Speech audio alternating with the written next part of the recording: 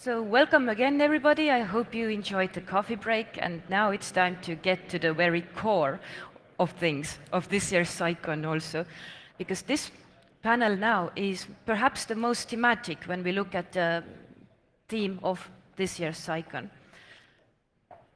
The panel is titled Critical Internet Infrastructure and IoT-Enabled Attacks, and it is led by Ms. Ellen Nakashima, who is a national security reporter for the Washington Post. Among her interests and areas of coverage are topics such as cyber intelligence, cyber law, and international relations in the context of cyber. And also, she's one of the winners of 2014's Pulitzer Prize. So welcome, and thank you, Ellen, for moderating. Thank you. Thank you very much. And thank you to CCDCOE for hosting this conference. So I was recently talking to a very smart internet scientist named Andrew Sullivan, who said too many people think the internet is the web. It's not. It's your smartphone, your Fitbit, increasingly your car. The internet is just how connections are made these days. And the Internet of Things is just more stuff on the internet. But Andrew also said that not all things on the internet are created equal. We've got baby monitors and webcams. We also have industrial control systems and some military applications. The former you might call low-value things, and the latter high-value things. All told, by some estimates, there are more than 8 billion devices connected in some way to the internet. And last October, more than 100,000 of these devices, of the low-value variety, were infected with malware, creating a zombie botnet army that attacked Dyn, one of the world's largest DNS providers.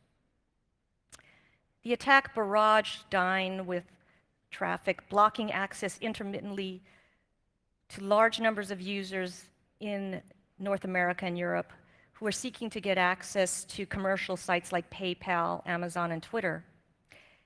It wasn't the largest denial of service attack ever. It was just one of the more prominent.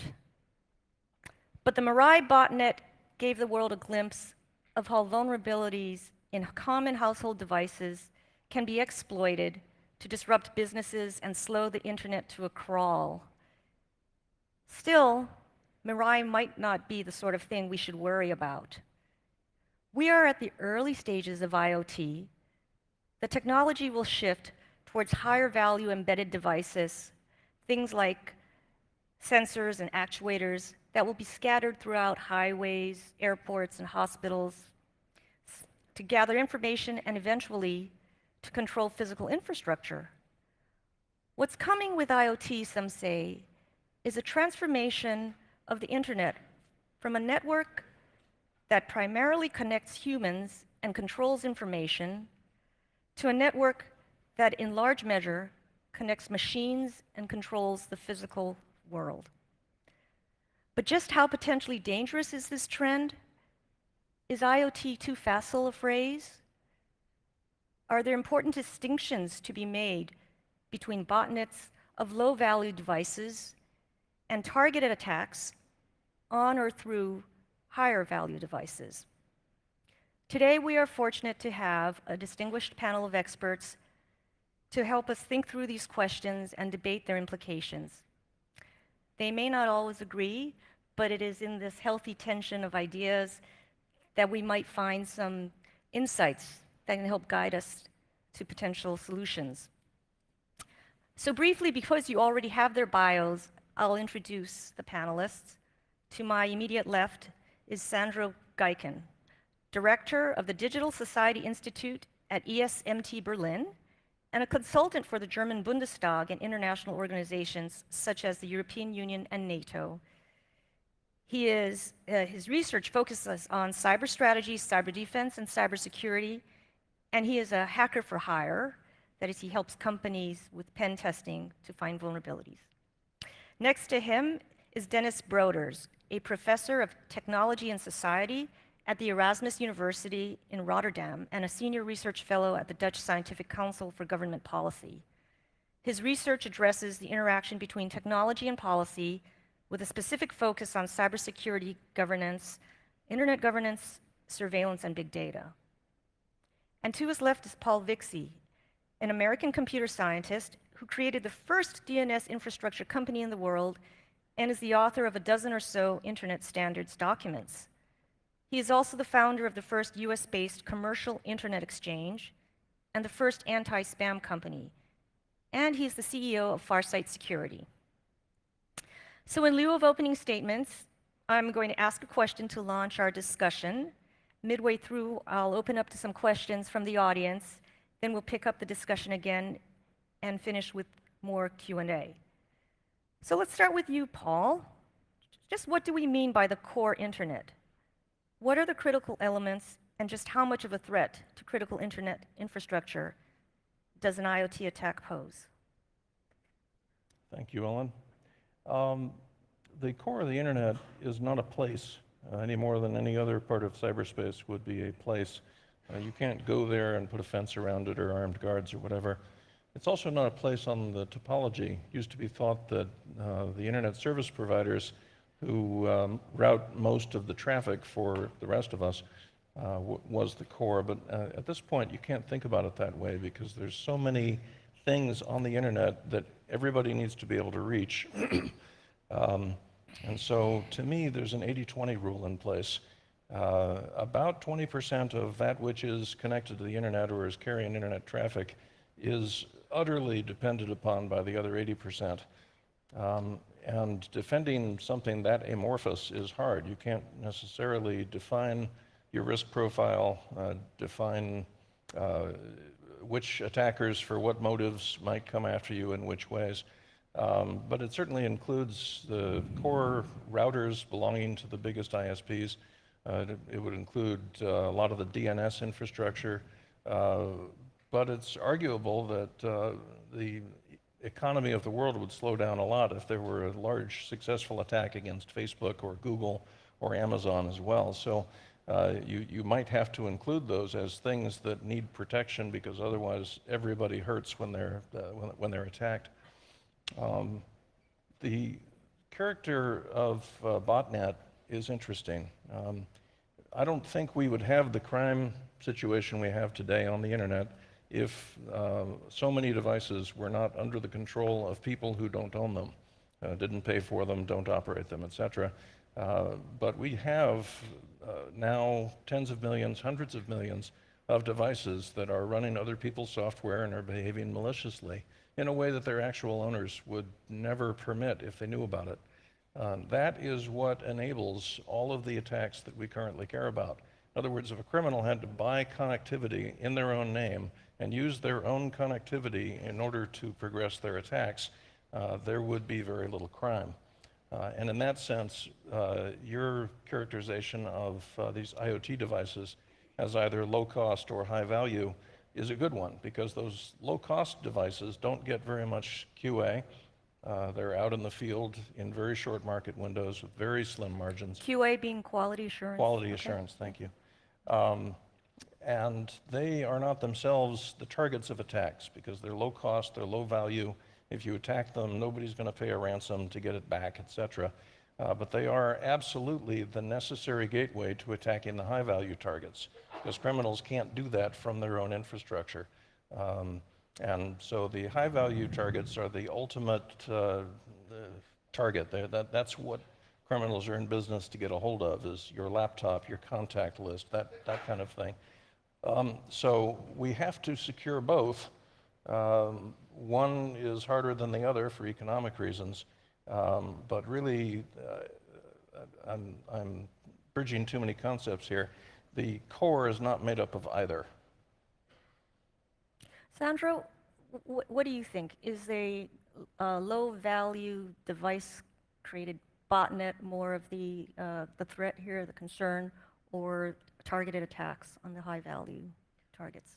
Well, frankly, I don't think that the low-cost IoT device really pose such a big threat, nor botnets at large. So, I mean, we tend to talk about them a lot because they're highly visible, but really, I mean, of all the things I know from auditing and from high-value IoT, I mean, you just said low-value IoT has no QA. High-value IoT doesn't have any bigger, better QA either, at least everything I know. Be it in automotive, in defense electronics, in critical infrastructures. It's all basically coming from small suppliers, small, medium enterprises with no idea how to properly do quality assurance in code, let alone security quality assurance, which is different from functional quality assurance and stuff like that.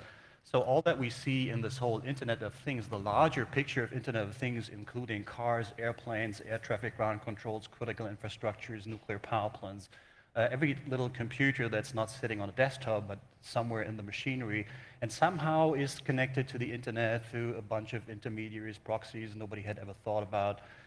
All of this is just as vulnerable. And then what we're worried about, at least in Germany, in the large enterprise segment and the technology companies, is targeted attacks on these things. Because we've seen in tests and audits, we've seen a lot of possibilities to attack whole technology planes in targeted attacks on these devices. You can get into one of these devices fairly easily, and then you can use that to target the technology backbone of all similar devices, send out an attack to all other devices, and then like a few thousand cars don't work anymore, or a few thousand air traffic ground control systems don't work anymore, the production sites don't work anymore. So this whole problem of defining the technology plane from IoT devices is very uncertain. And especially if you have high value, or let's put it, sophisticated targeted attacks on them, right now they're pretty defenseless, unfortunately. Yeah. How catastrophic really are we talking here? How much should we be worried? Is this really feasible? Super catastrophic. I mean, in comparison to this, that's the one thing that always gets me excited when I hear about like the Mirai botnet taking out Twitter or Facebook for a while. So what the fuck, you know? So what? I mean, I have attacks. I know attacks in labs which actually exist, which can take down a fair share of the Fortune 500 companies overnight and for good, permanently. And it can take down whole fleets of cars, whole fleets. That could take down a fair share of the Fortune 500 companies? Fairly certain, yeah. Okay. But not using the Mirai bot type botnet. No, botnets. You don't need botnets for that. That's targeted stuff on sort of backbone things inside the economies, which people don't really know about, don't really care about, which they're starting to think about now because they realize that there's a big fat problem sitting right underneath them. But there's so much more interesting things you can do. You can bring down whole economies. You can bring down the world economy. You can kill hundreds and thousands of people. I know attacks like that as well. They exist in labs. Some of them have been tested under real-world conditions. That's the stuff we should be worrying about. Unfortunately, that's not the stuff that hits the news. Just an interesting thing, though, is that just the last 2 days, there have been ICS advisories on WannaCry from medical IT providers. So Siemens Medical and Toshiba Medical have been issuing ICS as advisories, if you want to look into it, over the last 2 days, saying, sorry, there might be a little problem with the WannaCry thing in our medical IT, maybe even going to intensive care, and you may want to unplug those from the internet for a while. So that's an indicator of things that can happen. Dennis, what's your take on this? Are these sorts of attacks actually feasible, do you think? Well, technically, I'll leave that to my other panelists. Okay. I want to come back first to the point of the critical internet infrastructure. A report we did at my organization, the Council, we talked about the public core of the internet.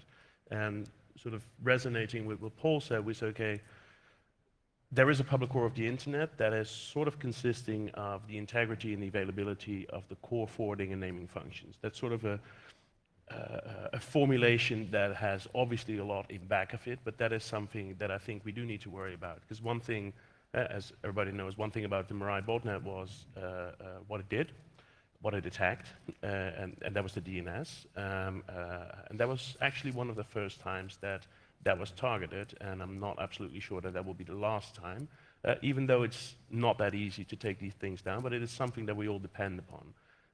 The other thing is, if you talk about attacks, you talk about a target, you talk about a method, and you talk about an actor. And this is sort of the discussion that's going here, because if you look at Mirai botnet, that was probably not a state actor. It wasn't. Although I'm not sure that state actors were not taking notes, thinking, okay, this could be interesting. Right. But the target is the DNS infrastructure. That makes it interesting and makes it also a different level kind of attack that has happened, different from what has happened before. The method, I think, if you look at what happened, I mean, it was a big inconvenience and a lot of things happened, but nobody died, nothing happened. All the Fortune 500 companies were fine. I mean, this is a very different area.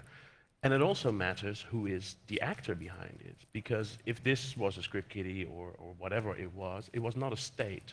Whereas we've seen with the Sony hack, if you look there at the target and you look at the method, that would not necessarily mean it's a national security issue, but because there was North Korea involved, then it becomes a different thing. So if you have these three, you sort of need to figure out where you are on that scale, and then I can imagine that there is much more devastating attacks possible. Apparently Sandro has them brewing in his laboratory, but you also have to ask, who's going to do that?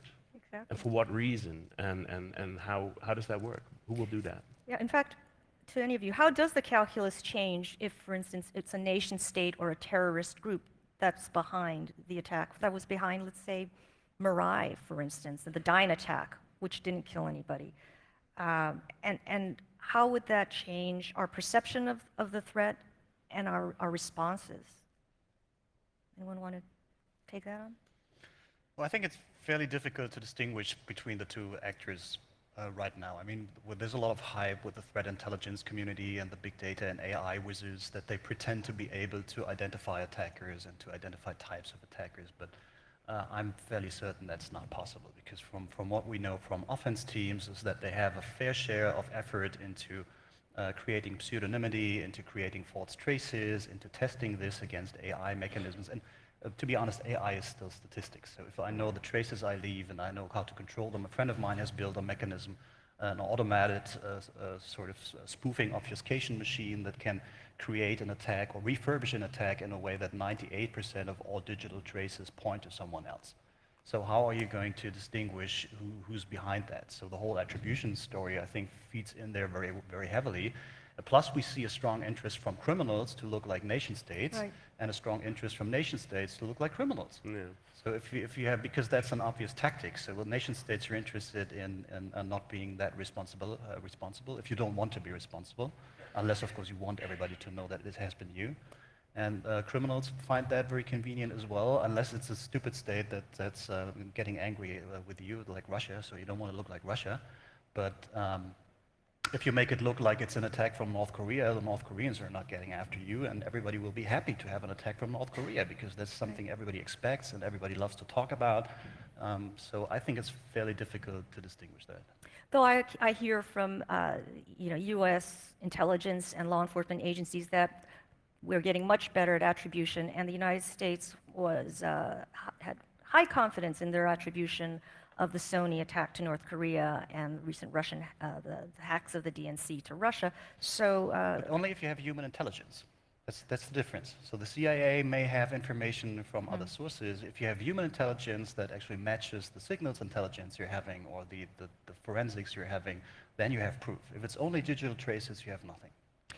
Paul, what's your sense of this? How does the calculus change if we're talking now about a nation state or a terrorist group behind an attack that was otherwise, attributed to, say, script kiddies or criminals? I think it's true that it won't matter in the end, because the way you defend yourself and the future attacks that are indicated by this are the same no matter how the attribution comes out. So I think we focus a little bit too much sometimes on attribution. There's an aphorism that runs around in the DevOps community, which is what currently rules the world in cyberspace, which is that I don't always test my code, but when I do, it's in production. Now, that's supposed to be a joke, and it's unfortunately not a joke, but when you look at these attacks, sometimes they're for what's called lulz. In other words, I did it because it was funny. Other times, it is somebody trying, basically it's a job interview. They're saying, I want to sell capabilities of this kind, and so I have to demonstrate them first and claim credit for them in order that people will then pay me to do this same type of attack for commercial motives. They also have to test their attack methods, and you can't build a test lab that allows you to prove to a potential client, or even prove to yourself for the purpose of planning a larger attack, that your method is going to work. You actually have to go take something out and find out what the defenders do and find out whether you can cope with whatever they do long enough to make the attack meaningful and make it a good stepping stone toward what you want to do next. And unfortunately, a lot of this is just that. And so as to who is doing it for that reason, it won't matter. You still have to worry about all of the things that will lead to. And of course, the attacker will not be the only ones observing what worked and what didn't. An attack against anybody is education for everybody. Dennis? No, I especially agree with that last point. That's very true. But it also matters because you're right. I mean, it doesn't matter where it comes from. In the first instance, the reaction you have to do is the reaction you have to do. But if you go further down the line, it does matter. It matters in terms of what the intensity of a kind of attack was, how heavy was it, and if it points to a state actor, that opens up a totally different toolbox than if it was a criminal actor. So there is reason why we try to think about attribution and try to think about how that works. And then, like you say, I mean, often you need human intelligence, and then you get the problem. Okay, human intelligence usually doesn't really get out in the open, so you get people proving things by saying, well, it's really proven, but we can't really tell you how we proved it, but it's really proven. So that makes it, that's another layer, sort of, the humans will help you to point in the right direction, but it will not help you sort of in terms of international legitimacy if you want to act on it, or it will help you only in a limited sense. So I think it really matters, it does matter. It does. Intensity and whether you can prove it's... Talk a little bit about the toolbox this opens up then, once we've attributed to, say, a state actor. Well, And again, in terms of deterrence as well, right? Well, again, it depends, I think, in terms of what kind of level we're talking about. I mean, I'm not a legal scholar, but there's threshold values for attacks and what constitutes an attack, and that basically opens up the toolbox. I mean, with something like the Dine attack, which inconvenienced people for a few hours, but didn't kill anyone, it didn't take out any Fortune 500 companies. Is that something that we would even want to respond to as a nation, as a government? Or, would you wait to see more severe impacts, either physical effects, or as in the case of Sony in North Korea, there was an assault on a core principle of American democracy, which is freedom of speech, which in the end also moved the U.S. to act. Paul? So the Sony attack opened up the toolbox of state action against North Korea. There were new sanctions. So Sony, in that sense, had help from the U.S. government in trying to deter future attacks of this kind. In other words, if you do something like this to somebody like us, something like that might happen to you. Whereas the Mirai attack did not open that toolbox. There was nobody from the FBI, I assume, sitting at the table saying, yeah, this looks like a threat to the U.S. economy. I better take this to my bosses, and we're going to figure out how to run it upstairs. And so I do see that certainly that will make a difference. And so you're right. Down the line, after the initial defense is over and the initial sort of retrenchment is over, it matters who attacked you. But I'd say what makes a bigger difference is not whether it was state action or criminal action, but whether it was targeted. Because if it's random drive-by from some botnet that's just scanning, looking for victims and so forth, it doesn't matter who owns that botnet, you're going to defend against it in one way. But if it's somebody who's got you in their sights and they're going after you and they're mapping your infrastructure and your vulnerabilities, you should expect that that's going to continue. And again, it won't matter. It'll matter in terms of whether you get state help or not for repelling state attacks, but what you actually have to do in terms of defending against a targeted attack, again, won't depend very much on who launched it. Sandro, you wanted to? Yeah, just I think it will be, and it maybe should be, a case-to-case decision on a political level. It will be a political decision anyway. So in the end of the day, if it's international and states are concerned, then you have to have a political decision maker saying, okay, I want to pursue this or I don't want to pursue this, because it automatically will be part of the big picture. And you may not want to have strong principles on that you have to say, okay, this is the threshold, and from this threshold onwards, I have to react more strongly, as it was suggested in the Tallinn manual, for instance. Because in that case, you're sort of tied to principles, political principles, which you have to comply to remain credible. But then you also fall victim to sort of the counter toolbox of attackers. When they look at stances like this, then they can easily craft false flag operations, cause escalations among different parties. And that's also always an option. So that's sort of the part and parcel of the pseudonymity problem in attribution, is that you can always excite different parties to a level that they escalate tensions, and then you can use that, especially if you know that they have a certain toolbox that starts at the threshold here, and then they're going to do this and that, then it's fairly easy to calculate the tactics to create an escalation. I just, in terms of scoping the threat, Sandro, could I ask you to tell us, you said you don't think that the low-value botnets are really the issue, but in terms of defending the core internet, can you think of a scenario in which you see a targeted attack, let's say, on the core internet that rises to, say, a national security threat level? Yeah, of course. I mean, if you take down a German DAX company, that would be something that's a national security problem for Germany. Anything that's a problem for our national economy, it would automatically be on the political level that forces the government to react strongly. One way or another, and the same applies if people die. So if I manage to get crash planes, for instance, by attacking air traffic ground control systems, which is fairly easy, then also I have to react to that. It could be an act of terrorism, could be an act of organized crime, but at any rate, that would be something that would, where the higher state level would have to make political decisions.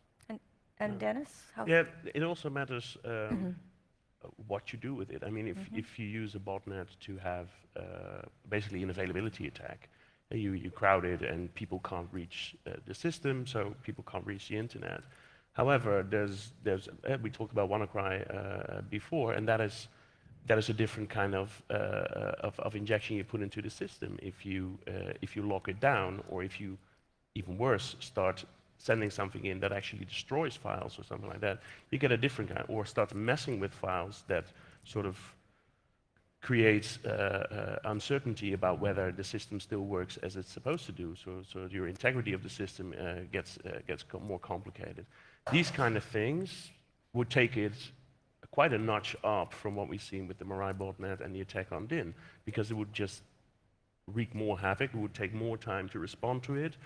There is redundancy in the system, and that will take up, obviously, part of the problem. But if you target this well, there is ample opportunity to make a lot bigger mess than the Mirai botnet has with the DIN attack. Paul? So I'm sorry if I gave the implication earlier that the high-value targets are harder targets, or get more QA. Right now they don't, it's all junk. But there are fewer of them. It's harder to get a copy to study it. And there is at least hope in the case of industrial control or automotive self-driving cars, that kind of thing, that there will be some kind of regulation, minimum standards of testing and so forth for the high-value devices, because, among other things, they're responsible for human life and safety.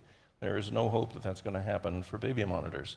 So the small market window and the small margin of the low-cost devices really does drive a difference in character.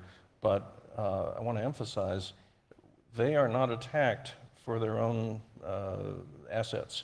You very rarely attack a baby monitor so that you can watch the baby sleeping. You're attacking a baby monitor so that you can use it to do something else. Whereas if you're attacking a car, it may be because you want to put that driver in a ransom situation, or kill them to steer into a post or something like that. So the reasons for attacking change because of the economics of the two classes of devices. Now, we've certainly seen in some high-profile attacks that the point-of-sale system can be attacked through the air conditioning system, and that didn't happen because somebody deliberately designed that vulnerability in. It happened incrementally. One person added one network, another person later added another network, and the only person who actually put it all together and figured out what was possible was the bad guy. And so at the moment, the bad guys know more about how our technology works than the good guys, and they know more about how we're using it than we do. And that is what I think puts the core at risk. You can't attack the core using an internet connection that you paid for in your own name. You have to have these intermediaries. Now, whether you use them for DDoS or just as jumping off points or clouds to operate from within, that doesn't matter. The fact that these low-cost devices are formed into these botnets is creating a very different threat environment than we would have without that. So what does that suggest about a potential for solution? You mentioned some form of regulation. Is there any, do you think there is a role to play here for regulation? Is that the only way? Can voluntary norms or best practices be counted on? Well, in my country at this time, regulation is out of favor, but I think it could be done. It has been done. We've created a better life safety standard for a lot of kinetic devices. It's generally not possible to buy a home appliance that is likely to burn your house down while you're sleeping. And so something like that could certainly be done. It just can't be done at the low end because there's too many companies competing against too many other companies, and they're all in the same market window. They all have the same suppliers, and it's time to market that matters. So, Dennis? just a follow-up question on that. If not there, what is the level, suppose the United States would regulate again someday in the future. So what would be a level where you could actually make a difference? Because it will only be making a difference. You can't solve it, I think. I actually spoke to somebody who works in the automotive control systems environment recently, and he said there is a lot of pressure on, not regulatory pressure, but from the industry pressure to meet some minimum standards so that we don't send something out there with some buffer overflow vulnerability that causes anybody who connects to the Bluetooth in the car to be able to affect the brake controller or whatever. So I think that liability is starting to rear its head, and people are starting to change the way they make their investments because they don't want to get sued for, negligent homicide or whatever that would then be called. So there's some hope there, but the only times that's going to work is when it will be loss of life. When it's loss of property, you're not going to see people moving differently. Yeah, because I would say liability and reputation are sort of the two mechanisms you have, but that only applies to certain companies. Not all companies are vulnerable to that or care about that. And especially at the low end, I would say that's probably very difficult. I think there's a lot of transactions before a device reaches the consumer, and you don't know who's in the supply chain, and so their reputation will never control your buying decisions. But I certainly want to note that Volkswagen was caught recently doing some bad things with computers and hasn't hurt their sales at all. So I think that we are... Made a dent in their profits, though. Yeah, made a dent in their profits, but they did not lose consumer confidence. And I think that that's the pattern we're going to see. Okay. Sandro? Yeah, Germans love regulation, any kind of regulation, and so we're very keen right now on regulating exactly those high-value safety-critical devices. So this is something that has come up on multiple things we had with the Bundestag and other ministries, and actually right now there's a strong alliance among the leading parties in Germany after the election to push software liability into law. And we're fairly certain that that will happen. Of course, we're receiving a lot of opposition from the IT industry because they don't want any kind of liability for anything, as they had over the past decades. But it's fairly clear for all the policymakers that this can't continue the way it does. And it's also, they're getting also the request from the German technology companies who have to buy and integrate this IT, that they want better liability standards. Because right now, when you're a German tech company and you buy SAP, for instance, you integrate that into your product, then you are liable for your product, but SAP is not liable for its product when you have a conglomerate. So when your product is being attacked through SAP, you have to pay all the money, and SAP just gets out free.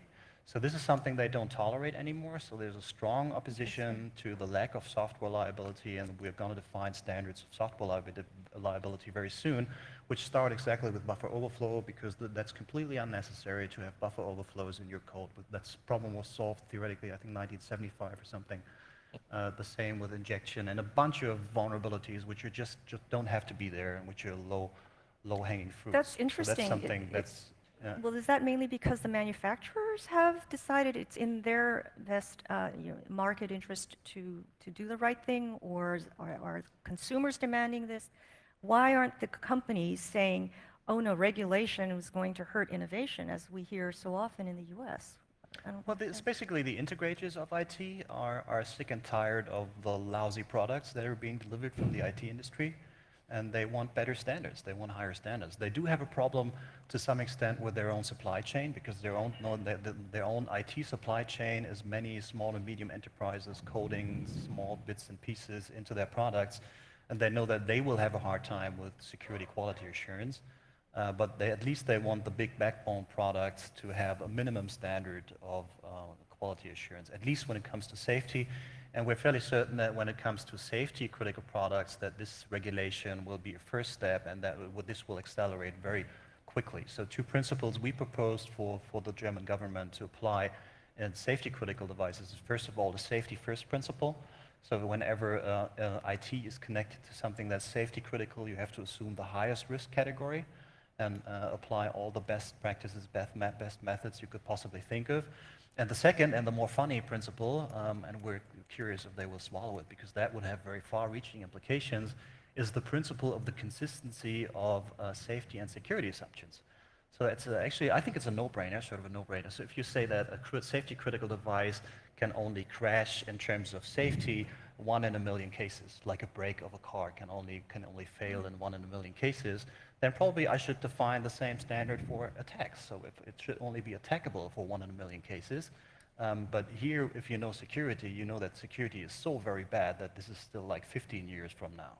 So if that consistency principle, which I think sounds fairly reasonable, gets through, then we'll have a huge setback in all the IT and safety critical devices, and everything will have to be remodeled and get new architectures, which I think would be a very responsible move. Okay. So I'd like to open it up to the audience now for just a couple of questions. If you'll raise your hand and wait for the mic, then identify yourself and your affiliation. Someone in the middle there of the room. Thank you. My name is Marilia Maciel and I work for Diplo Foundation in Geneva. My question is to Professor Dennis. I pretty much agree with you that there is a core infrastructure that it's different. You can cause economic damages if you attack Facebook or Amazon or whatever, but there is a core infrastructure that will bring damage not only to a particular country, but to us all, because we are all connected and dependent on it, and you gave the example of the DNS. But my question relates to the panel just before. Professor Smith said that sovereignty applies to everything that is located in the territory of a given country. And we have these critical infrastructures, such as the DNS and Internet exchange points, located in the territory. Does it mean that the country itself would be able to dismantle or to somehow attack this infrastructure to cause damage beyond its borders, let's say, if this country is in a conflict with another country? So what is the responsibility that these countries that host critical infrastructure have to protect it and not to use its sovereignty rights to damage it?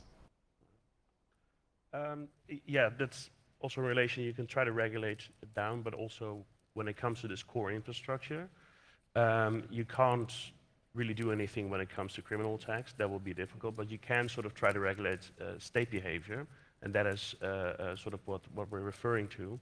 And yes, sovereignty is a massive issue, because To some extent, we have some core protocols and the way they work. You can't really say those are national. I mean, protocols per definition not national, I think.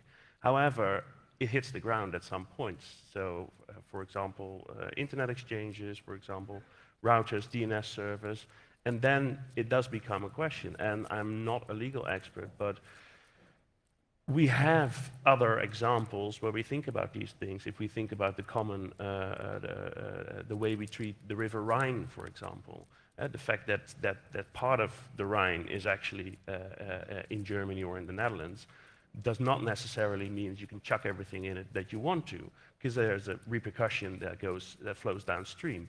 And I think you have a similar issue here. I mean, if a undersea cable comes and lands in the Netherlands, then technically, yes, it's within the Dutch territory. It's within there's still ownership questions, of course, but cutting that cable just because you can, not that that would happen, but cutting the cable because it's within your sovereignty will have massive repercussions over the borders. So that is something where we have to think about is how this system works, how this distributed system works, what it does for all of us, because we've all built everything we have in terms of our digital economies, digital societies on top of the functioning of this thing.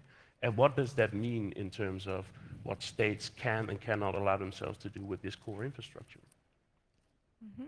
That's really good. So I'd like to follow up. I operated an internet exchange in the late 90s, early 2000s, and I am a little bit surprised that this has not been, that the internet exchanges, as a specific example, haven't been used in state action so far.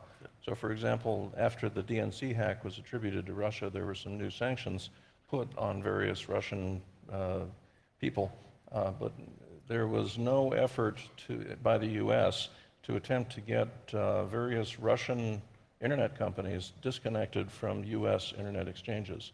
And so while it is certainly on US territory and there's probably some executive order path that could be used for that, no one even thinks about it, because I think it's because the ability to communicate with the adversarial economy and the adversarial government in this way is valuable, whether it's for intelligence gathering or whatever else it is.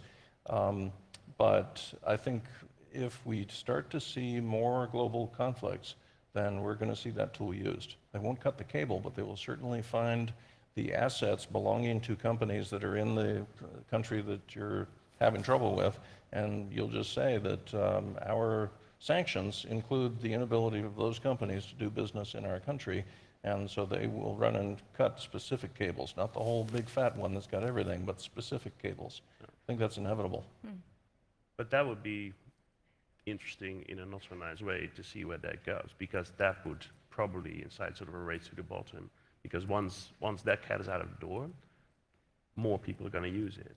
And then we get sort of in a game of disconnecting, which is going to be hurtful for the economy, I would say. I agree.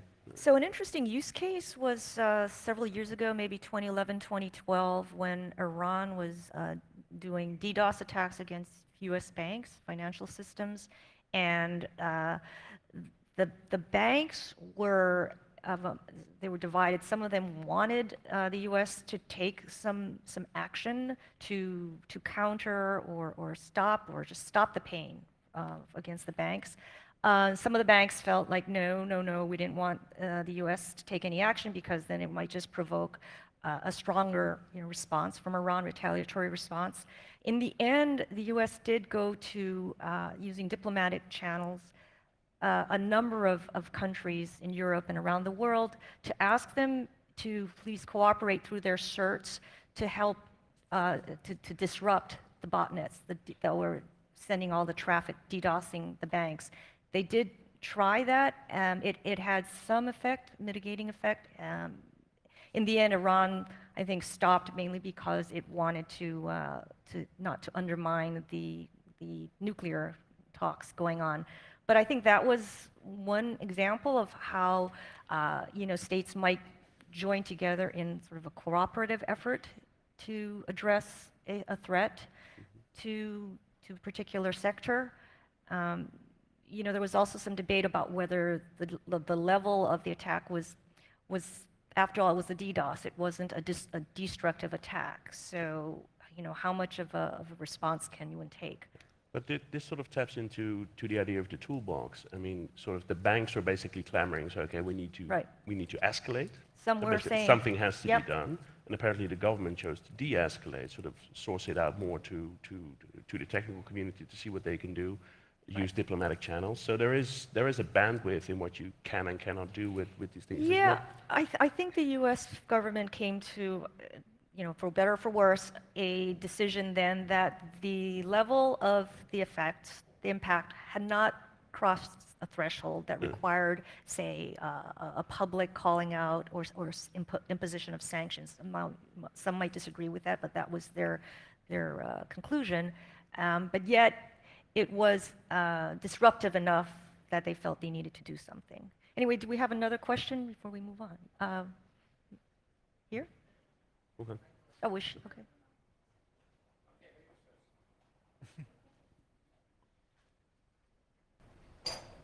Thank you, and thank you for this opportunity to play musical microphone here. I'm Liisa Past, and I'm with the Estonian Information System Authority, and my question follows on from this discussion in terms of cross-border dependencies of these critical internet infrastructures, because this dependence is often one way. A DNS server has a number of other services reliant on it, but doesn't rely on those services, and often also the market forces are consolidating in one way. And secondly, national legislation is incredibly varied. A critical service or, you know, an essential service or critical infrastructure in one nation might not be defined as such in other. What would your recommendations be? And would they be to these corporations that are running these incredibly consolidated international business processes, or would they be to governments? You know, where do we start? Because right now it's an empty drawing board. Mm-hmm. Yeah, I think a lot of that, a lot of structures are actually in place. I mean, at least in the German industry community and in the telcos, we know that they entertain relations to all, on the CISO level, to all the CISOs within their industry. The banking sector has standing relations to all the CISOs in Europe, to the banks. The telcos have the same. And then in Germany, we also have a group which is called CSSA. It's interesting. You could look into that. That's like all the big German companies, the top 30 companies, having the CIOs and CISOs sit together every 1 or 2 months and exchange information. So there's a lot of these informal networks, and whenever anything serious happens, it mostly happens in the private sector, then you automatically have all these informal networks, you have all these connections, you start cooperating with each other very quickly. So I think to strengthen these informal structures, informal talks on the industry-to-industry level is very highly important, especially on the telco level. Because that's sort of the backbone. They understand the system in the best way possible, and they can act more quickly and more agile in absence of strong rules and strong regulation, because then you have to go through all the institutions, and sometimes if they have to be swift and quick, it's better to have the industry-to-industry contract and simply solve the problem without having to consult ministries and state institutions before that.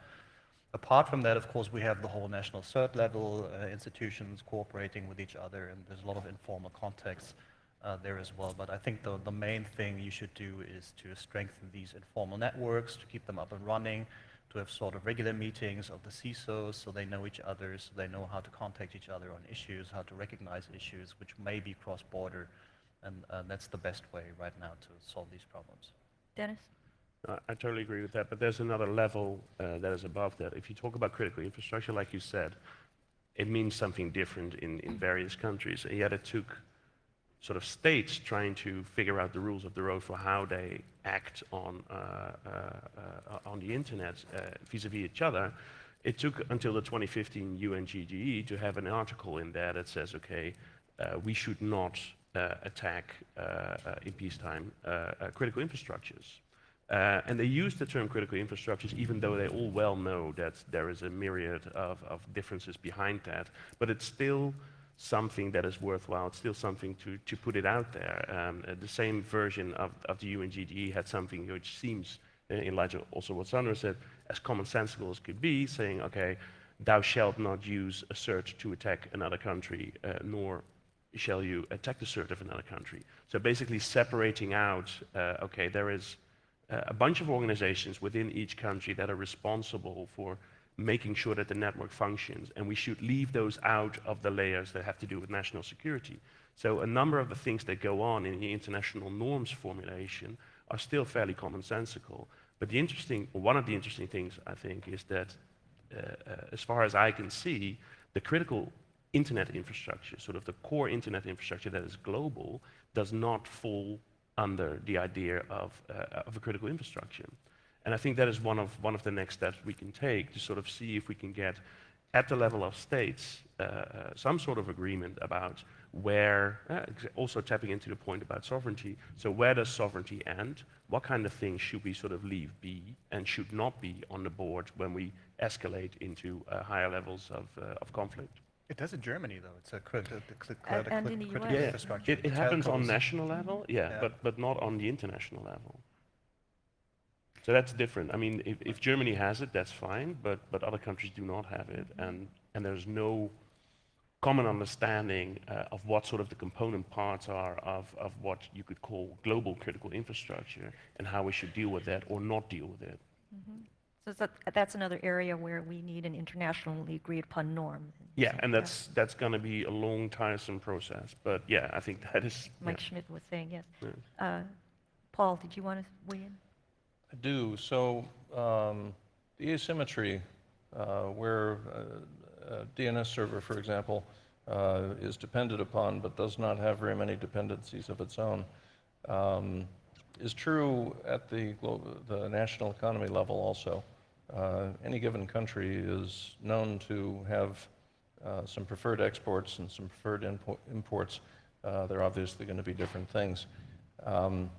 Now, I want to agree that the kind of informal cooperation that we get at the commercial level is extremely valuable and would be hard to replicate in government because it's targeted, it's focused, it's motivated, the alignment of interest is quickly discovered.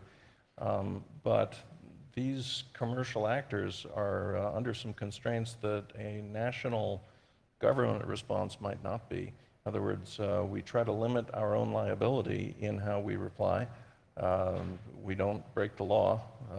We don't have the freedom to set aside certain laws when we're defending or perhaps counterattacking. The counterattack is not one of our options. And we also use the absolute bare minimum of both time and force. So I'm not sure how long it will take, but after one of the attacks that was attributed to North Korea, they were disconnected from the SWIFT network. Their banks were no longer able to participate in the global economy. That's not going to last forever. That is, if you wanted a sanction like that to last a long time, it would have to happen at the government level.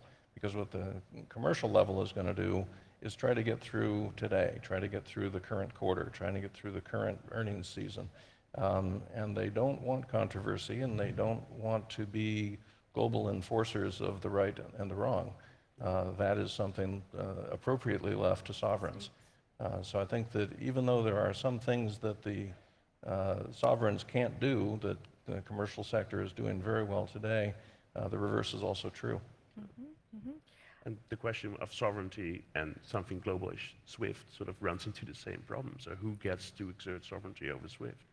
Which is not a given, even though it's actually located somewhere. But it's such a global mechanism that, okay, is it okay for one state to say, okay, I'll take this out?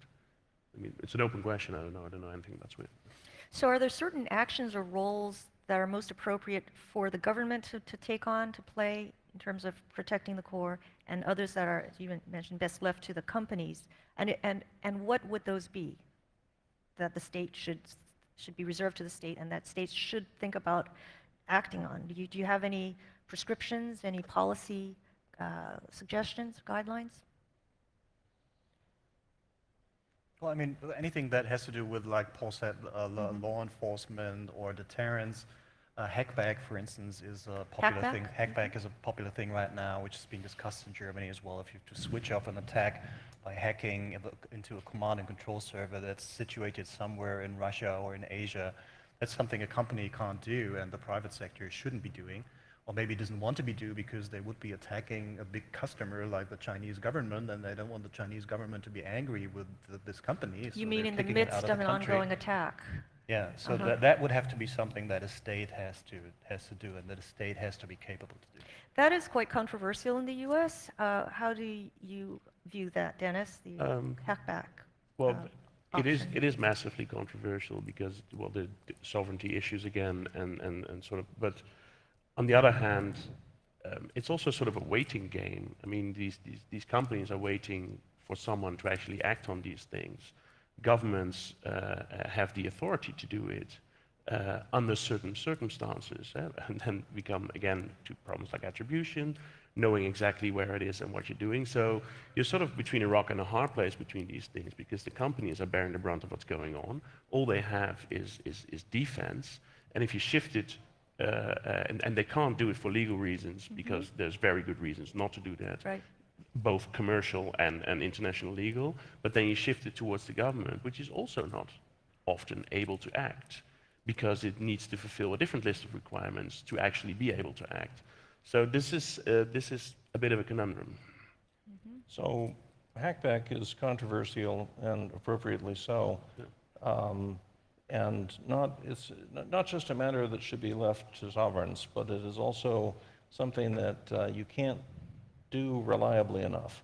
In spite of the fact that 80% of the internet depends on the other 20%, more or less, you don't necessarily know which part of that 20% is nearby the thing that you would like to hack back.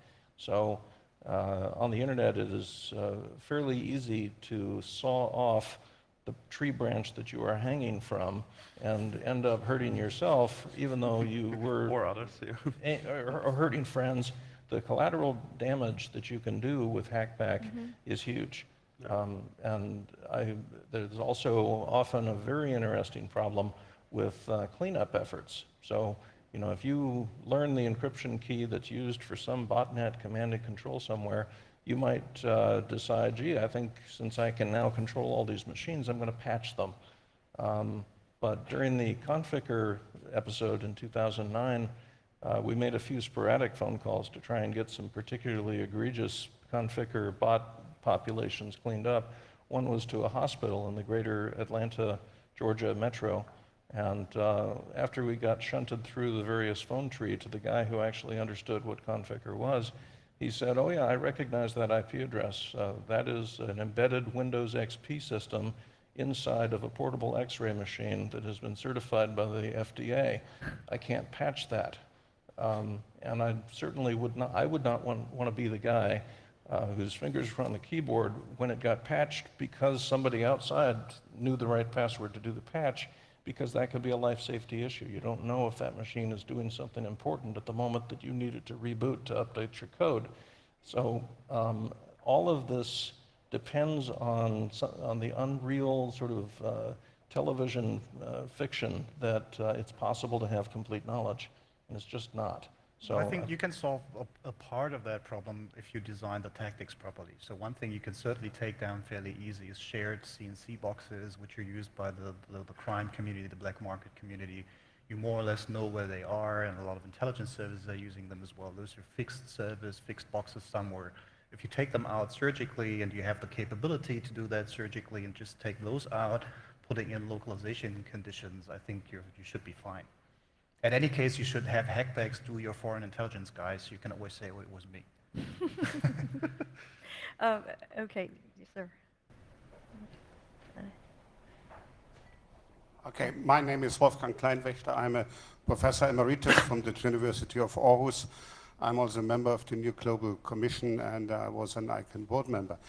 Going back to the attribution, you know, I heard in the first part of your discussion a lot of skepticism about attribution. And you did not comment on the new proposal by Microsoft on an attribution organization. My understanding is the proposal aims at a process which is impartial, neutral, keeps the governments in a certain distance, is rooted in the private sector. Could this be a step forward, or you know, would you say this is another illusion?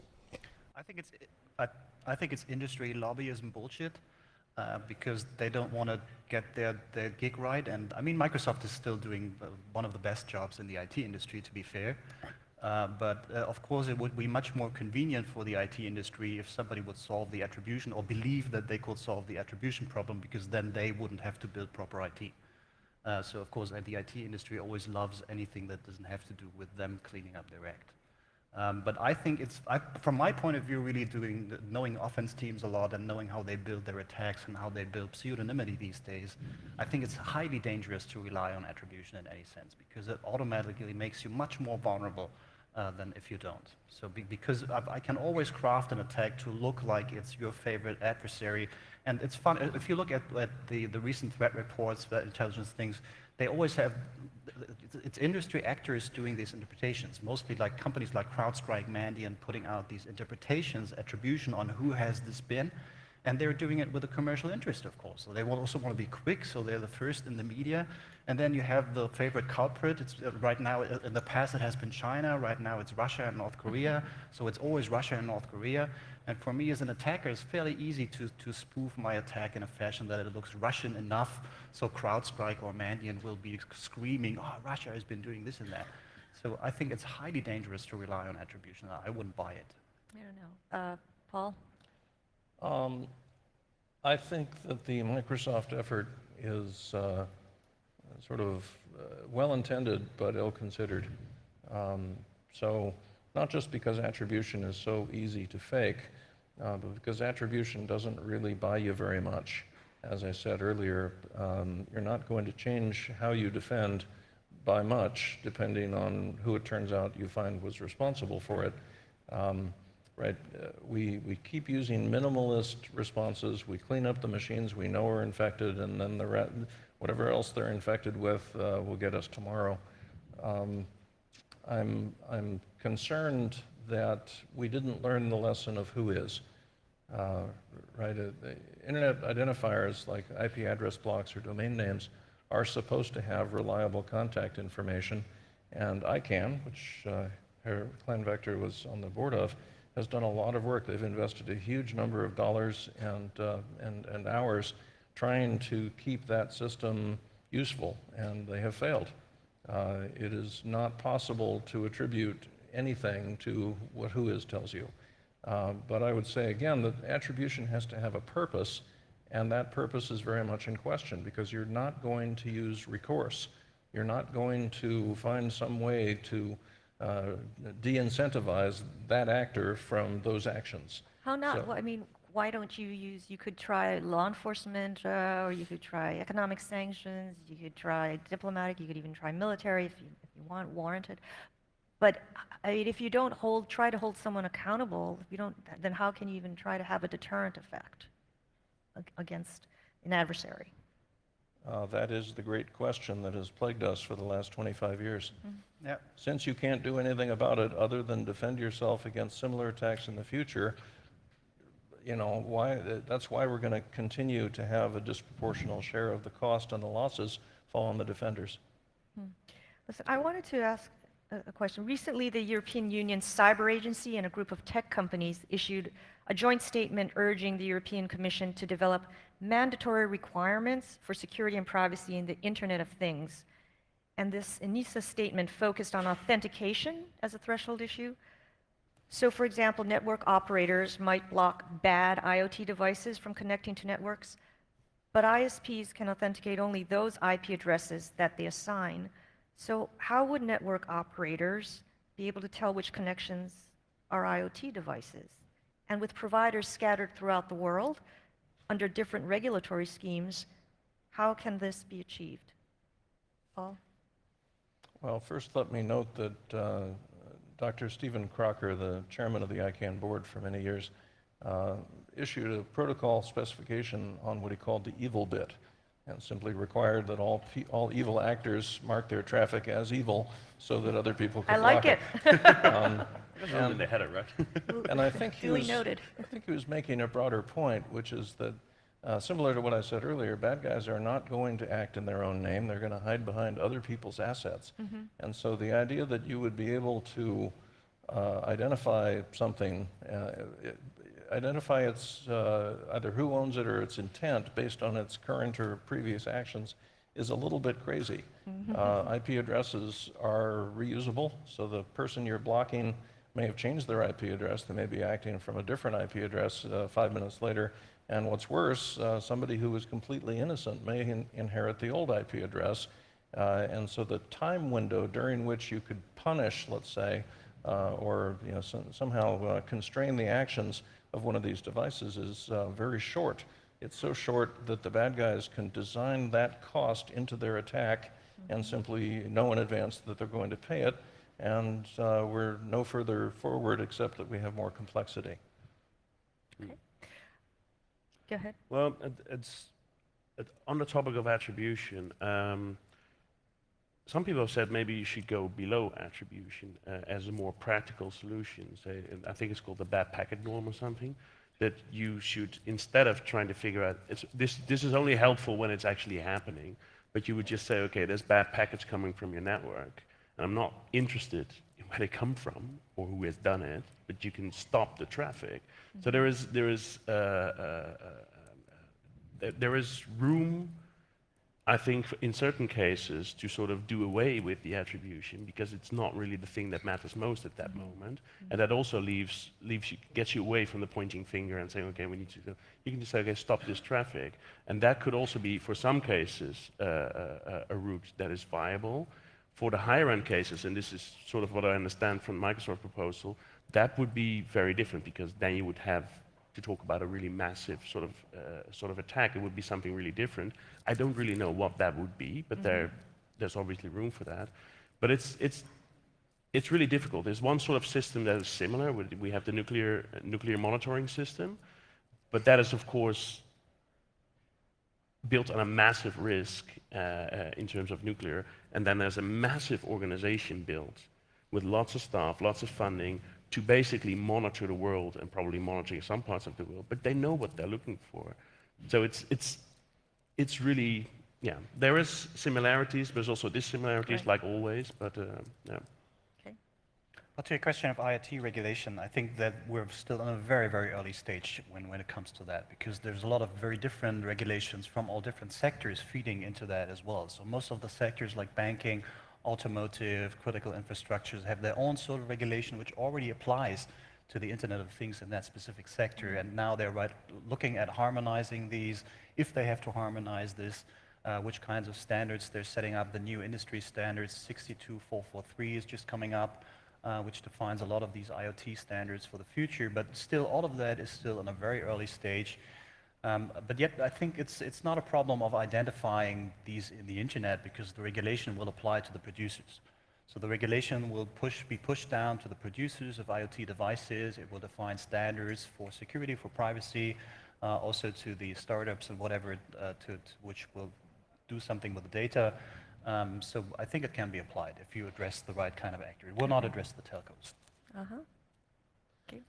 So I mentioned earlier that one of the enablers of the crime wave that we see on the internet in these decades is being able to act through proxies and not have to purchase infrastructure and use it maliciously in your own name.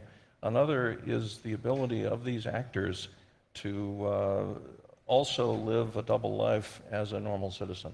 In other words, if somebody were applying for a job and they were talking about their hobbies, they would not say, and I'm also a DDoS for hire expert, and these are my qualifications, or I am also a spammer, whatever. They rely on the ability to walk among us and to appear to be one of us, and then all of these other activities are kind of in the dark side of their lives. That is inevitable. The internet does not really permit the kind of attribution and recourse that the kinetic world does. You can't prove somebody did something and you can't stop them from doing it again in the way that the military has been pretty good at keeping kinetic attacks off of the soil of various nations. These non-kinetic attacks pass right through. So I mentioned WHOIS as a problem, but it's also a bit of a triumph because the type of controls you would have to have, type of regulations you'd have to have on the internet to permit the level of attribution and recourse that we here might like would inevitably facilitate authoritarianism and would make the internet a very different tool than it is today. But if there is a regulator or a legislature within the sound of my voice, I do have a suggestion, which you asked earlier, and that is change to the liability regime. I don't want to make internet service providers liable for all crimes that they facilitate, because that's really not fair. You don't know what a new customer is going to do. Right. And I don't want them to have to police their own content in the sense of preemptive censorship. What I do want is for them to be held liable for any harm to others which occurs after they have been notified that that harm is coming from their network. I would like them to have the sense that I have to take these complaints seriously, or I'm going to be on the hook in dollars. And that plus some insurance reporting so that their liability insurance gets more expensive for everything they do could make a huge difference. Because right now we have ISPs who are facilitating attacks that bear no expense. They have no risk. They have no motivation. Their interests are not aligned with the defense, and we need to align those interests. Interesting. I don't entirely agree with that, by the way, because I know a big German telco, there's only one, so you can reckon who it is, who knows exactly that most of the routers they're buying and employing in the field are full of bugs, because it's the cheapest Chinese product you could possibly use, but it's commercially feasible to do that, but they're still using these things despite the fact that they know that they're very vulnerable and that attacks on these routers are very, very much a possibility. And I know that they had meetings where they getting the CEO out of the room before they were starting about the bugginess of the products they were buying, so he wasn't compliant. So they had solved compliance issues. So I want them to be liable in terms of buying proper IT and looking at security quality assurance in the baseline products you're buying. That's something they're negligent to right now, and they don't like it because the product with the better security quality assurance is more expensive. But that should be something that they should bear in mind. That might be an area for regulation, right? For government regulation on companies. But some of this can also be done through reputation mechanisms. It may only work in sort of small markets. For example, in the Netherlands, Michel van Eten of TU Delft has done good work with his team in sort of monitoring how botnets develop, so how they in the ISPs in the Netherlands. He was smart enough to first go to all of the ISPs and say, this is the methodology that we're going to use. Is this a good methodology? And everyone said, yes, it's a good methodology. And then he came back with the results later. And he got them basically all in a room. And he was surprised by the fact that many of the CTOs, many of the people responsible for this, did not actually imagine that they would be at the place where they would be. And the uptake of what could be done was actually fairly impressive. So the next time they monitored, a number of the really bad apples had really raised their stakes. I mean, it doesn't solve everything, and you need sort of a certain scale for it to work, I think. But that was just mainly through just showing what it is and how you relate to the others, and that actually had quite a decent effect. So liability is one route, but there is also sort of lower hanging fruit than that, I think, because this basically costs next to nothing. Unfortunately, with IT companies and telco companies in Germany, the thing, if you're trying to be friendly with them and demonstrate to them how bad their product is and how they could improve, the next thing you know is you have 20 lawyers around you who are trying to sue the shit out of you because you're doing bad things to the company. It's not like they want to improve expensive backbone problems. They rather don't want you to talk about it. Unfortunately, that's an attitude that is kind of changing in some areas of the IT industry, to be fair. Unfortunately, not yet in Germany. Okay, I'd like to open it up again for questions, sir. Olaf Kolleman, Internet Society. I want to go back to the software liability issue. You have a history in open source software I happen to be aware of, and also open source software that is being used on the core of the internet. Can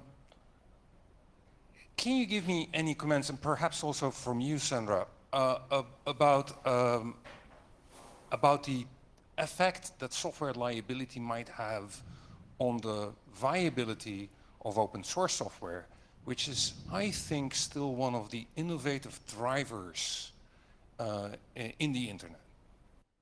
Well, if you define liability by, for instance, or you could one thing you could do it is that you define a certain evaluation assurance level, for instance. So and the open source product you're using satisfies that EAL, then you could use it, and it's sort of liable. But in the end of the day, I think liability could mean that you have to have a company which can sign up for that being liable. So it would kick out, rule out open source software out of many areas where liability has to be enforced.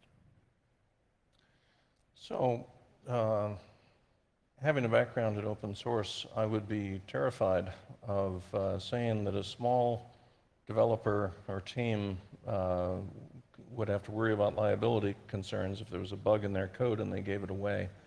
Fortunately, that's unlikely to happen.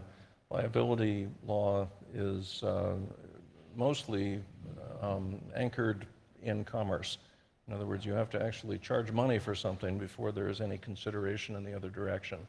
And so I think that open source is relatively safe, but there are an awful lot of middlemen throughout the supply chain and device producers who import that software without looking at it. And once they sell a device that has that software in it, they should be held liable for harm that is done. Even if it was from code they didn't write, they still made the decision to import it and put it into their product. So I want to create a more robust liability regime, but I feel fairly safe that it's not going to be able to reach back to the open source world in any direct way. Okay. That's actually a problem which we discussed in the German Bundestag as well. So we have a lot of machine companies in Germany are using Linux, some sort of Linux distribution inside their products. And they have the problem that they are liable for the machine they build, including all the bugs that could possibly be a problem in there. And so basically including anything that the machine could do terribly to a worker or something. But they don't have a liability chain that reaches back to the software. So if they use Linux and they can't really verify if it's a good Linux version, if it has any kernel bugs, options, anything strange in there, they basically don't know what to do. And I think a lot of them would prefer to buy a commercial product where they have a clear chain of liability, so they can take full liability on the technical product they build, but whenever something is caused by the IT inside the product, which they themselves don't have any control over and which they themselves are not able to understand, they can hand down the liability to the producer of that IT. That would be something they would all prefer to have if liability chains are really defined down to software bugs as well. Mm-hmm. Thank you. Do we have any other questions? Yes, sir, second row. Thorsten Kodalle, Command and Staff College, German Armed Forces. I'm intrigued by this hackback, and in the Cyber Challenge 9/12, the scenario was unfolded around a presidential directive from the US allowing the private sector to do hackbacks. And the banking sector was attacked, they hacked back, and they hit spillover effect the Chinese health sector. And then they had an international conflict. How viable is such a scenario?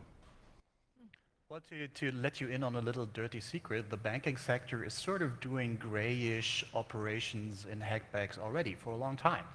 So, because they want to know what happens to their data, so they have companies they can hire who hack back into these criminal organizations or who do darknet investigations, as they call it, to find data that have been stolen. So, what do they actually do to do that? The main reason why they're doing it is that they don't want to. It's illusionary to retrieve the data, because once it's gone, a minute later it's everywhere, or you can't really retrieve it. But they want to understand the risk that this specific leakage caused, or that this specific actor caused. They want to have a vague idea of who could have been the thief, or where else could this come up, or what else could happen. So that's the main reason why they're doing hackbacks. But from what I heard is that they already move away from that because they don't see any added value from hackbacks. So when they want to shut down denial of service attacks, and they have different machines right now to do that and different methods. They don't have to do hackbacks to CNC servers. And knowing where your data went or who stole them is not that profitable or beneficial for your risk assessment as well. So some of the banks who have been doing this in sort of a gray have not really regulated area, have already moved away. And I think it would be interesting for the governments to talk to them, to talk about the experiences they had. But of course, they may be reluctant to talk about the illegal stuff they did to the government. Paul, briefly. Yeah. So from a liability point of view, some hackbacks are pretty safe, even for private industry to undertake, because you're not expecting a criminal complaint from a criminal, because they would have to say, yes, while I was breaking the law, he broke the law. They don't want to do that. But it does, in addition to the diminishing returns problem, where it doesn't help you as much as you'd like it to, that's actually true for the takedown industry in general. Because the more of these machines and domain names and IP address blocks and so forth that we take away from them, the more they will simply find. I never heard a story of a bot master saying, oh, he took my CNC away, I guess I'll give up my life of crime and get a job. So if we can't do something that creates a deterrence, it's almost a waste of time to do anything at all. Other than whatever it takes to live to see tomorrow and keep your network up, keep your company in business. But I want to say hackback creates an additional complication, and that's that it muddies an investigation. It means that if that criminal ever does come to trial, then the hackback is going to be part of the story that the jury has to sort through. And it's better to not do that. It's better to not tamper with the chain and the bucket of evidence and let law enforcement do what little it can do about internet crime. Okay. So there's just, it's interesting because for law enforcement, yes, that would definitely be the case. It would muddy the investigation, would temper the evidence, there would be a problem. But what we saw with the Aurora case of Google in China, what they did was something else. They basically did the forensic scouting and they took all the information they had, basically a hackback, legally, and then they took it not to law enforcement, they took it to the state, to the Department of State, who escalated it into an international Was it diplomat. truly a hackback? Wasn't it just a honeypot of some sort that they had? It was not a hackback in the sense Yeah. that they knocked something out, but it was a Right. hackback in the sense that Sandra just said, okay, infiltration and getting out information and sort of getting the information on how the attack went, what kind of information, and so in that sense, yes, it was a hackback. It was an operation gaining access to someone else's network. So it depends again, sort of it because formally the American government would say that's a hackback, you can't do that, but it just got taken up into a diplomatic process, and it was also slightly convenient. So yeah, so it depends where you put it in. We're running out of time, but I wanted to ask you a question, Dennis, and then we can open it up again to the audience. But in your book, The Public Core of the Internet, you stated the opinion that cyberspace has tilted too far towards offense in the name of national security at the expense of defense and cybersecurity. So do you believe that leaves the core Internet vulnerable as a result? And are there areas in which the national security agencies should be restrained, say in the withholding of zero-day vulnerabilities from software makers? Yeah, well, it's sort of, you see in the last sort of 10 years when you 10 years ago when you would start talking about the internet in government circles, you would be talking with the Ministry of Economic Affairs, you would be talking about telcos, you would talk about e-commerce, all kinds of things, and you see that a lot of the funding and a lot of the investment and a lot of the attention is now going through cybersecurity, sort of increasingly also connected to national security. And someone in the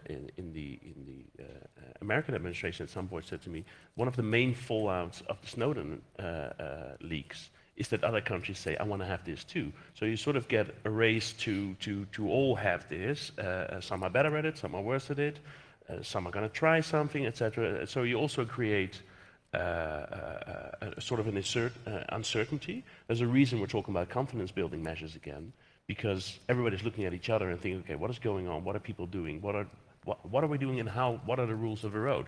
And I think in that, there are risks for what I call the public core of the internet. Some of the things that you can do that are possible could link to that. You can weaken standards, you can tamper with protocols. There's a lot of things in there that are possible, and that is always the problem with talking about cybersecurity. We're always talking about the realm of the possible. Is it conceivable that? Yes, it's conceivable that. We talked about cyber attacks on critical infrastructures for a long time before it actually happened in the context of a conflict, of an open conflict between Ukraine and Russia. And then again, if I talk to people who are responsible for the security of the grid in the Netherlands and parts of Germany, and he said to me, we invest a lot in cybersecurity, it's very important, etc. But if I really wanted to take down the grid, I would take some plastic explosive, it would take two of the big high wire things, I would blow them out, and we're out for a week. And there's only a cow next to it, there's no one there. So it's also a matter of, there's also again the toolbox, it's not just the government toolbox, it's also the toolbox of the offender. I mean, if you want to have a certain effect, cyber could be the answer, but it's not necessarily the most convenient way to do things. Anyway, long story. Sandro, did you have an opinion on that? Maybe just as sort of I mean, I agree, there's a lot of fun stuff you can do with non-hacking attacks. Also, we have portable EMP suitcases where you can just light a nice little EMP pulse if you're doing that close to a network node, which usually doesn't have the Faraday cage around it, and everything is gone as well permanently. So there's a lot of fun stuff you can do without having to hack anything. But just as sort of a closing idea, I think the question defending the core is wrong. So you have to, if you want to have cybersecurity, you have to defend it everywhere. We have to move away from this idea that there's one single central solution and I can put it to the telco and then everything is fine. Yeah. That's basically the whole firewall nonsense all over again. So I have this one technology, I put it here and everything is fine, and I don't have to worry about the incredibly vulnerable this and the incredibly vulnerable that. It's just not true. So we have to move away from the idea that there is a core that we can defend and move to the idea that we have to defend everything, everywhere, all the time. And that's a nasty question, no, but it seems that would be a more proper. Just to be clear, defending the core is not about solving everything, it's about solving a problem. Yeah, but it's also this idea of having sort of a central mechanism in a central place where you can sort of scale security from, but security doesn't really scale that way. Last words, because we're out of time. I understand we're out of time, and my final comment will be that I agree, on the one hand, we can't do a hard, crunchy exterior and a soft, gooey interior. That won't work. So defending the core may be the wrong question, and you're certainly right that we're going to have to move to a defend everything approach, but what you left out is that we won't. Mm-hmm. Yeah. Thank you. Great. Well, I'm sorry we weren't able to have time for more questions, but you can find everyone out in the hallway, I'm sure. And thank you very much. Let's give a round of applause to our great panelists, too. Thank you.